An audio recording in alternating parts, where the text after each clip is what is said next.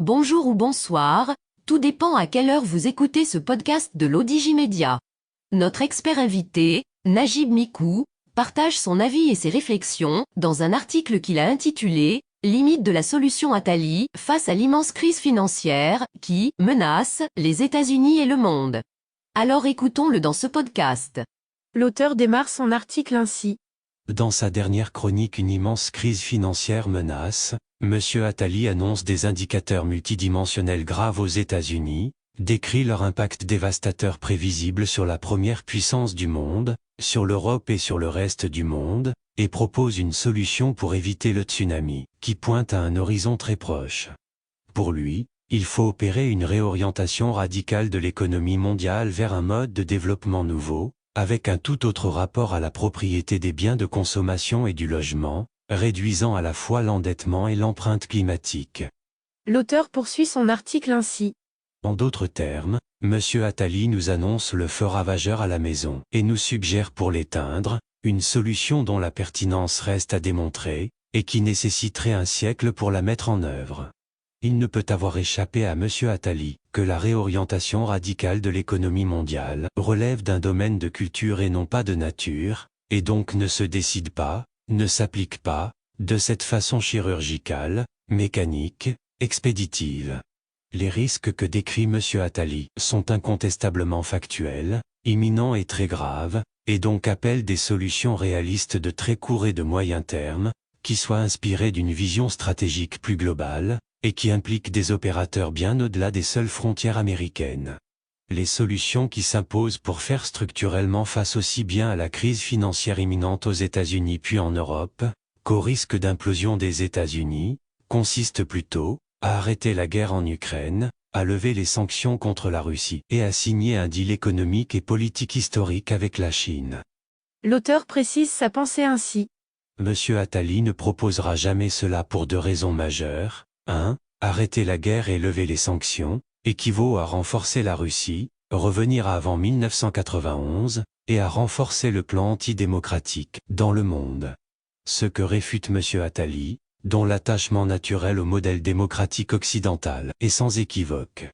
2. Signer un deal pourtant inéluctable avec la Chine, c'est mettre fin à la suprématie américaine, à l'ordre monopolaire actuel, et ouvrir la voie royale à un nouvel ordre mondial multipolaire. Ce que réfute tout autant M. Attali, dont le rejet d'une superpuissance chinoise est également sans équivoque. Mais, ce que c'est sûrement M. Attali, en prospectiviste chevronné, et qu'il repousse par déni de la réalité, c'est que ce qu'il réfute, arrivera inéluctablement. Sauf qu'au lieu d'arriver par le réalisme, la négociation et le compromis, il arrivera dans le feu et le sang, et provoquerait l'affaiblissement économique malsain de l'Occident. L'auteur conclut ainsi. L'enjeu est existentiel. L'humanité n'avance jamais à reculons. C'est juste le temps du futur qui changera de vitesse selon nos choix d'aujourd'hui. Rédigé par Najib Mikou et lu par l'intelligence artificielle de l'Odigimédia. Pour bien comprendre la réaction de M. Najib Mikou, ci-dessous l'article de M. Attali. Une immense crise financière menace. À moins d'agir vite, elle frappera, probablement au cours de l'été 2023. Et si, par procrastination générale, elle est reportée, elle n'en sera, plus tard, que plus sévère. Nous avons encore tout pour la dominer vraiment, à condition de comprendre que c'est tout notre modèle de développement qui est en cause. La situation mondiale ne tient aujourd'hui que par la force du dollar, lui-même légitimé par la puissance économique, militaire et politique des États-Unis, qui reste le premier refuge des capitaux du monde. Or ils sont aujourd'hui menacés par une très grave crise budgétaire, financière, climatique et politique. La dette publique américaine atteint 120% du PIB, sans tenir compte des garanties données par l'administration fédérale aux divers systèmes de retraite des agents fédéraux ni du financement nécessaire des futures catastrophes climatiques. Or, depuis la mi-janvier 2023, le Trésor américain a atteint la limite de ce qu'il a le droit d'emprunter, 31,40 $. Les salaires des fonctionnaires et de l'armée ne sont plus payés que par des expédients, que la secrétaire au Trésor dit ne pas pouvoir prolonger au-delà de début juillet 2023. Les républicains, qui contrôlent la Chambre des représentants, se préparent à proposer ce que la Maison-Blanche dénonce déjà comme des coupes dévastatrices, qui affaibliraient la sécurité nationale tout en accablant les familles de travailleurs et de la classe moyenne. M. Attali poursuit son article ainsi. Et le projet des démocrates, qui vise à une réduction du déficit en 10 ans, par une hausse massive des impôts des plus riches, n'a pas plus de chance d'être adopté par le Congrès. Les Américains pourraient une fois de plus s'en tirer par une nouvelle hausse du plafond de la dette, dont personne ne veut, et qui ne résoudrait rien. La dette privée n'est pas dans un meilleur état, elle atteint 16 900 milliards de dollars, soit 2 750 milliards de plus qu'avant la crise du Covid-19, soit 58 000 dollars par adulte américain, ou encore 89% du revenu disponible des ménages américains. Une bonne partie ne finance que des dépenses de consommation et l'achat de logements. En particulier, la dette immobilière atteint 44% du revenu disponible des ménages américains, soit le plus haut niveau historique, supérieur à celui de 2007, quand elle a déclenché la crise précédente. Et les Américains les plus pauvres continuent d'emprunter, avec la garantie de la Federal Housing Administration, pour acheter des logements, avec un apport personnel limité à 5% mais des mensualités pouvant aller jusqu'à 50% de leurs revenus. Système intenable. 13% de ces emprunts sont déjà en défaut et ce ratio augmente tous les jours. De plus, la remontée des taux va augmenter la pression sur ces emprunteurs pauvres, trompés par les prêteurs. À cela s'ajoute encore l'endettement des promoteurs immobiliers, qui atteint, lui aussi, des niveaux inédits. 1500 milliards d'emprunts d'immobilier commercial doivent être remboursés ou refinancés avant la fin de 2025, à des taux très supérieurs aux taux des emprunts en cours. Tout cela avec des banques très fragilisées par ce qui s'est passé récemment et qui ne pourront pas participer à ces refinancements. À cela s'ajoute un climat révolutionnaire, où plus personne n'exclut une crise constitutionnelle, pouvant même conduire, selon certains, à la sécession de certains États. Monsieur Attali précise sa pensée ainsi. Le reste du monde souffrirait terriblement d'une telle crise. L'Europe, elle-même terriblement endettée, plongerait dans une récession, perdant des marchés d'exportation, sans que sa demande intérieure ne puisse prendre le relais. De même pour la Chine.